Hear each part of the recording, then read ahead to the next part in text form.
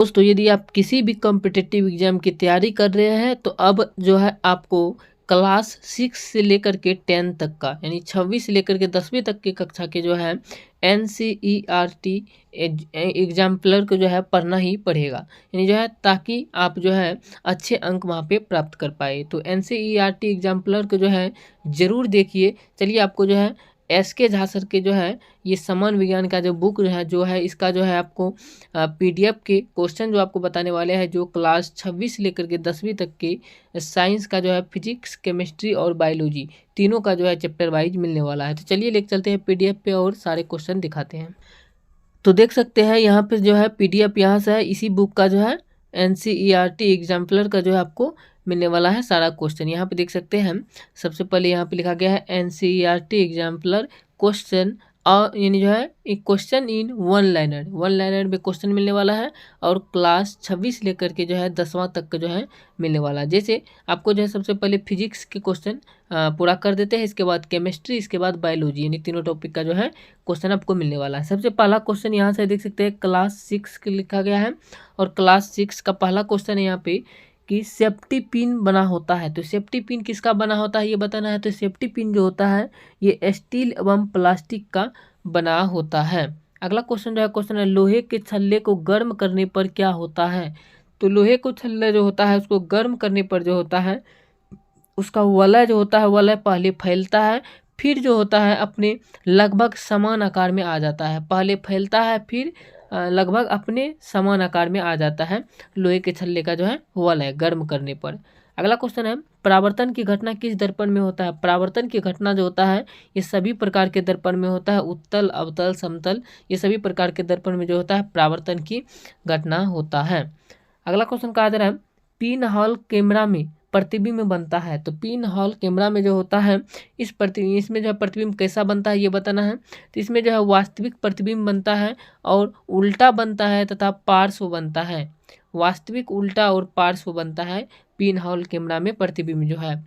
अगला क्वेश्चन है, क्वेश्चन कहा जा रहा है समय बदलने से बनने वाली पैर की छाया का आकार एवं आकृति पर क्या प्रभाव पड़ता है। तो समय बदलने से जो है पैर की छाया और उसकी जो है आकृति जो होता है वो दोनों बदल जाता है जो है ये समय बदलने पर। अगला क्वेश्चन जो है क्वेश्चन कहा जा रहा है स्विच सर्किट में धारा के प्रवाह को क्या कहते हैं। तो स्विच सर्किट में धारा के प्रवाह को जो है तोड़ा जाता है या जोड़ा जाता है, यानी तोड़ना और जोड़ना ये दोनों होता है वहाँ पर जो होता है स्विच सर्किट में धारा के प्रवाह को जो है। अगला क्वेश्चन कहा जा रहा है बिजली के बल्ब में प्रकाश किसके चमकने के कारण उत्पन्न होता है। तो बिजली के बल्ब में जो है प्रकाश पतला फिलामेंट पतला फिलामेंट पाया जाता है, उसी के चमकने के कारण जो होता है ये बिजली के बल्ब में प्रकाश चमकने लगता है, ये पतला फिलामेंट के कारण। अगला क्वेश्चन है फिलामेंट होता है। तो फिलामेंट क्या होता है ये बताना है। तो फिलामेंट जो होता है ये धातु का पतला तार होता है। फिलामेंट धातु का पतला तार होता है, तंतु जिसे कहा जाता है। फिलामेंट को हिंदी में तंतु कहा जाता है। अगला क्वेश्चन है चुंबक में समान ध्रुव एक दूसरे को विकर्षित तथा विपरीत ध्रुव एक दूसरे को आकर्षित करता है। तो ये जो है क्यों करता है ये बताना है। इसका जो वन लाइनर में ही क्वेश्चन था एक ही लाइन में कि चुंबक में समान ध्रुव जो वाले जो होता है वो एक दूसरे को विकर्षित करता है, और विपरीत ध्रुव वाले जो होता है वे एक दूसरे को आकर्षित करता है, इसको याद रखना है। अगला क्वेश्चन है जो चुंबक जितना अधिक प्रबल होगा उस पर लोहा के कण चिपकेगा उतना ही अधिक, यानी जितना ज़्यादा अधिक प्रबल होगा चुंबक उतना ही ज़्यादा जो है वहाँ पे लोहा के कण जो होता है उस चुंबक पे चिपकेगा, इसको भी याद रखना है। अगला क्वेश्चन, चलिए अगला क्वेश्चन दिखाते हैं। आप देख सकते हैं यहाँ पे क्वेश्चन है कि स्वतंत्र लटका हुआ चुंबक सदैव एक निश्चित दिशा में विराम में आता है, जो होता है दक्षिण में होता है वो। तो आपको बता दें कि स्वतंत्र लटका हुआ चुंबक जो होता है वो सदैव एक निश्चित दिशा में विराम में आता है, क्योंकि वो दक्षिण में होता है। अगला क्वेश्चन चलिए आपको बताते हैं फिजिक्स का जो है क्लास 7 का फिजिक्स का क्वेश्चन है, इंपॉर्टेंट क्वेश्चन है ये तीनों। जैसे क्वेश्चन है गैल्वेनाइजेशन से क्या यानी किसे बचाया जाता है। तो गैल्वेनाइजेशन से जो है लोहा को बचाया जाता है, लोहा पर एक परत चढ़ा करके। अगला क्वेश्चन है, क्वेश्चन का जरा वास्तविक प्रतिबिंब बनाता है। तो वास्तविक प्रतिबिंब कौन बनाता है? वास्तविक प्रतिबिंब जो होता है ये अवतल दर्पण एवं उत्तल लेंस, अवतल दर्पण और उत्तल लेंस ये दोनों जो होता है ये वास्तविक प्रतिबिंब बनाता है। अगला क्वेश्चन जो है, क्वेश्चन का जरा किस प्रकार के प्रतिबिंब को पर्दा पर उतारा जा सकता है? केवल वास्तविक प्रतिबिंब जो है इसी को पर्दा पर जो है उतारा जा सकता है, सिर्फ वास्तविक प्रतिबिंब को। ये था क्लास 7th का जो है इम्पोर्टेंट फिजिक्स का क्वेश्चन। चलिए अब जो है क्लास 8 का जो फिजिक्स का क्वेश्चन है 8वीं कक्षा के, उसका जो है क्वेश्चन कराते हैं। क्वेश्चन का जरा दो वस्तुएं एक दूसरे को प्रतिकर्षित करती है, यह प्रतिकर्षण हो सकता है। ये प्रतिकर्षण जो होता है ये चुंबकीय बल या विद्युत बल के कारण ही होता है। तो आपको क्वेश्चन को याद रखना है, दो वस्तुएं एक दूसरे को प्रतिकर्षित करती है, यह प्रतिकर्षण चुंबकीय बल या विद्युत बल होता है। अगला क्वेश्चन जो है, क्वेश्चन कहा जा रहा है घर्षण निर्भर करता है। घर्षण किस पर निर्भर करता है? तो घर्षण जो होता है ये सतह के प्रकृति पर निर्भर करता है। घर्षण सतह की प्रकृति पर निर्भर करता है। अगला क्वेश्चन है, घर्षण हमेशा गति का विरोध करता है, इसमें ऊर्जा का हानि नहीं होता है बल्कि ऊष्मा में बदलता है। तो घर्षण द्वारा किया गया कार्य क्या होता है? तो घर्षण द्वारा किया गया कार्य जो होता है ये हमेशा ऋणात्मक होता है, घर्षण द्वारा किया गया कार्य। अगला क्वेश्चन है, घर्षण का क्रम क्या है? तो घर्षण का क्रम जो होता है देख सकते हैं इस तरीके से घर्षण का क्रम होता है, जिसे पहले स्थिर घर्षण, इसके बाद आ जाता है गतिज घर्षण, इसके बाद लोटनिक घर्षण या घूर्णी घर्षण में, इस प्रकार से जो है घर्षण का क्रम है।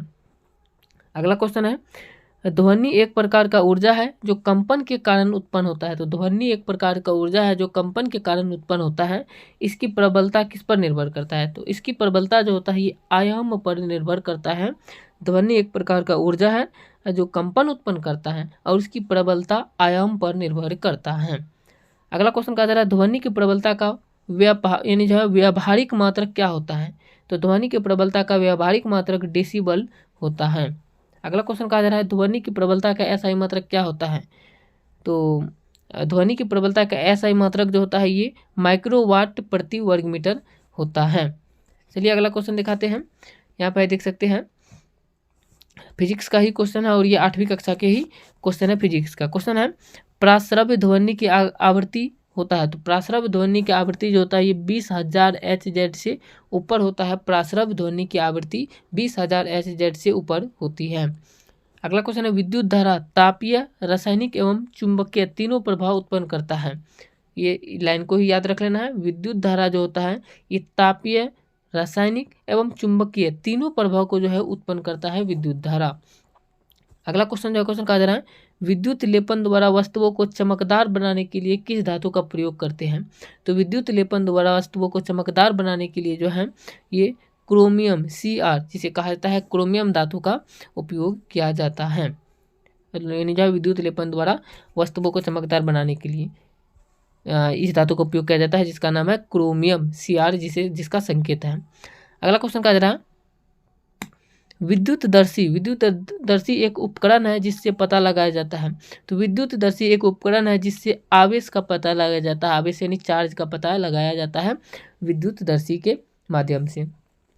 अगला क्वेश्चन है, आइरिस पुतली के साइज को तथा पुतली प्रकाश के मात्रा को नियंत्रित करता है। आइरिस जो होता है ये पुतली को साइज को नियंत्रित करता है और पुतली जो होता है ये प्रकाश के मात्रा को नियंत्रित करता है। याद रखना, आइरिस पुतली की साइज को नियंत्रित करता है और पुतली प्रकाश की मात्रा को नियंत्रित करता है। जैसे नोट में देख सकते हैं, नेत्र कोशिका जैसे सलकाई क्षर है और उत्तरदायी कोशिका यहाँ पे सुग्राही या कार्य करता है। ये कोशिका है, जैसे देखिए सलकाई क्षर जो होता है ये तीव्रता होता है उत्तरदायी में और ये मंद प्रकाश जो है कार्य करता है। दूसरा है शंकु कोशिका जो होता है नेत्र में, ये रंग के लिए उत्तरदायी है और इसमें जो होता है ये जो कार्य करता है ये तीव्र प्रकाश इसमें से निकलता है। और अगला क्वेश्चन है, ग्रीन हाउस गैस कौन सा है? ग्रीन हाउस गैस कौन सा है? ग्रीन हाउस गैस जो है ये है कार्बन डाइऑक्साइड यानी जो CO2, N2O, CH4, CFC, जलवाष्प, ओजोन इत्यादि, ये सब जो होता है ये सब ग्रीन हाउस गैस है। CO2, N2O, CH4, CFC और जलवाष्प और ओजोन, ये सभी इत्यादि जो है ये सब जो है ग्रीन हाउस गैस है। दोस्तों इस वीडियो में आपको क्लास 6, 7 और 8 का फिजिक्स का इंपॉर्टेंट क्वेश्चन को कवर कराएं। अब नेक्स्ट वीडियो में जो इसका सेकेंड पार्ट में जो आपको क्लास 9th और 10th का जो है फिजिक्स का इंपॉर्टेंट क्वेश्चन कवर कराएंगे। इसी तरीके से जो है फिजिक्स, केमिस्ट्री, बायोलॉजी तीनों का जो है इंपॉर्टेंट क्वेश्चन जो है जो बहुत बार पूछे गए हैं उनको कवर कराएंगे। आप लोग नेक्स्ट वीडियो को जरूर देखिएगा इसका, और इसके 6, 7, 8 पार्ट होने वाला है। इसके जो है सभी पार्ट को जरूर देख लीजिएगा। NCERT जो है क्लास 6 से लेकर के 8 तक के सभी इंपॉर्टेंट क्वेश्चन को कवर करा देंगे। चलिए मिलते हैं नेक्स्ट वीडियो में अगला पार्ट में। जय हिंद।